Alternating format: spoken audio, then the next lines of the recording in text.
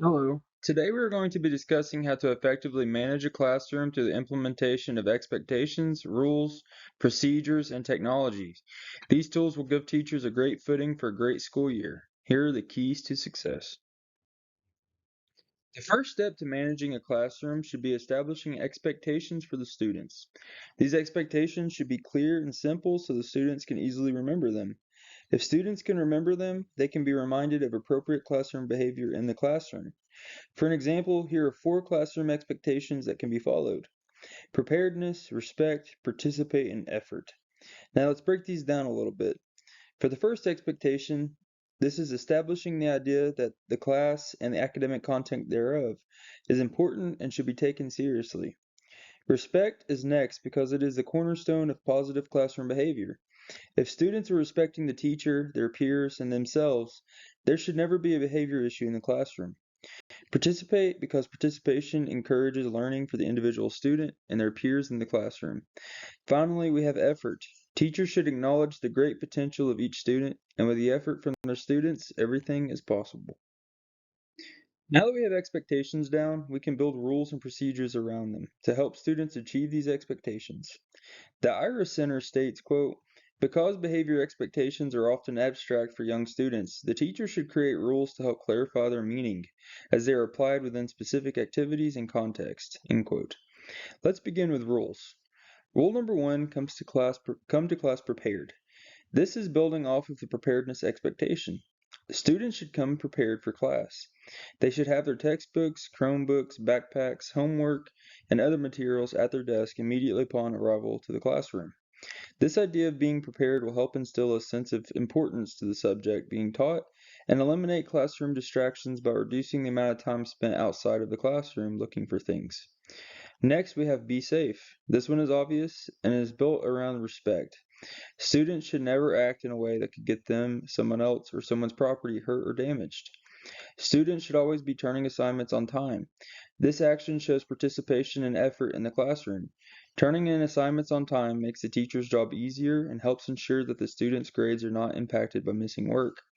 Lastly, we have follow directions. Students should remember to listen to the teacher and do as he or she says. Once the rules are established, we have procedures. The Iris Center states, quote, procedures are particularly important for routines and activities that are less structured and during which disruptive behavior is more likely to occur, end quote. There are many different procedures that can be established by the teacher.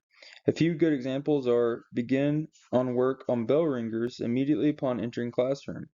Check and clean floor around desk before leaving class. Make sure assignments are turned in upon entering class in the appropriate bin. And quiet down when the teacher raises hand. Now that we have explained some good examples of expectations, rules, and procedures, we can begin explaining how to introduce, teach, and implement them in the classroom. Rules should have visual aids to serve as constant reminders to the students. Teachers should write their rules out and post them on the walls. This serves as a great way to introduce and teach classroom rules to the students. The rules should also be simple and easy to remember. Students have a lot to remember each day. Rules should be an easy one for them. If they are simple and easy to remember, students will have a better chance of reminding themselves and their peers about what is expected of them. To implement and teach the rules, teachers should discuss the rules together as a class. This is according to the Iris Center.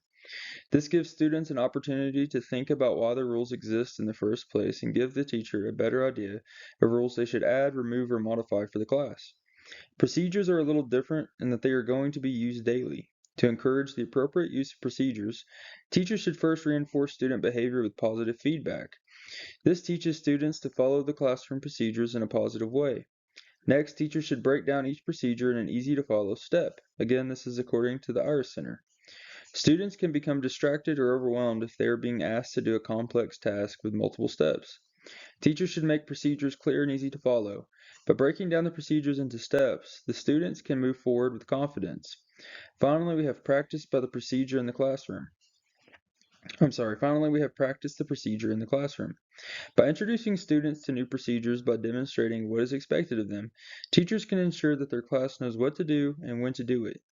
An author for Edutopia, Aaron Hogan, writes about his experiences with teaching expectations throughout the school year with, quote, we choose hotspots, the beginning of the year, the first week of January, and the week after spring break, to reiterate our expectations. With these clearly defined expectations, students responded in the way that we hoped." End quote. Teachers should also ask students to explain why the expectations are important and if there are some that should be added. This is according to Cornell University. Similar to rules, teachers should discuss their expectations of the students with their class.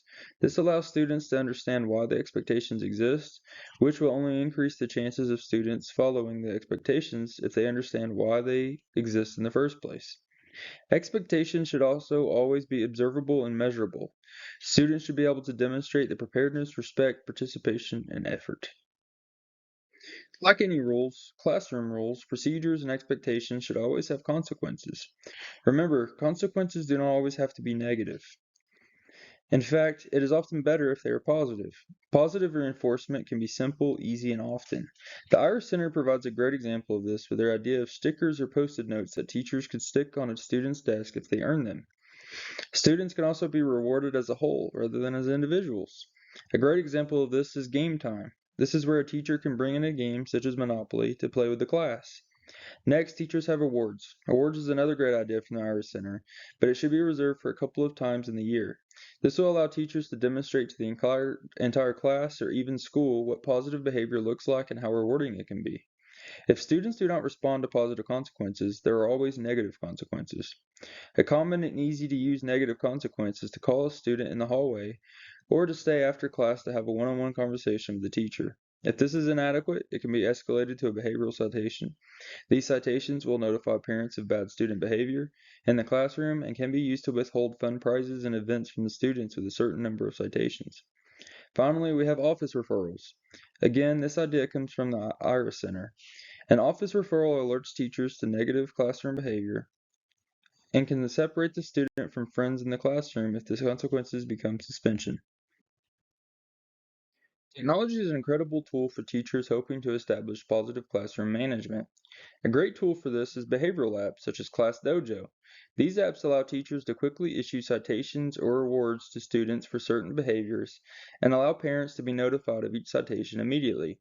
It also allows teachers and parents to discuss things further through the app itself.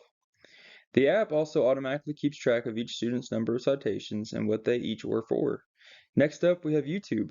YouTube is a wonderful tool for teachers. It provides countless hours of fun and educational videos that are sure to engage students. Responsible use of YouTube is for teachers to use them as visual aids in instruction, and they should always monitor what their students are watching on YouTube in their classroom. Finally, we have Google Classroom. Google Classroom is incredible for allowing teachers to keep track of their students' assignments and grades.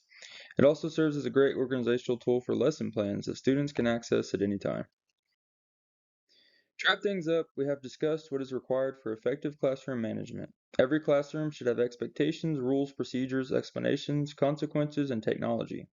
Expectations should be simple and easy to follow, which is the same as rules. Rules should be structured around the classroom expectations and should have many procedures that help reinforce the rules and make them easier to follow. Teachers should also be able to introduce, teach, and implement each expectation, rule, and procedure effectively. Rules, procedures, and expectations are useless if the student can ignore them. To enforce them, teachers must be willing to provide consequences for them. Most of these consequences can be positive, while some can be negative. Finally, we have technology. Technology provides many tools for teachers who wish to maintain a positive classroom management experience. Tools such as Class Dojo, YouTube, and Google Classroom can go a long way in improving a classroom. Thank you so much.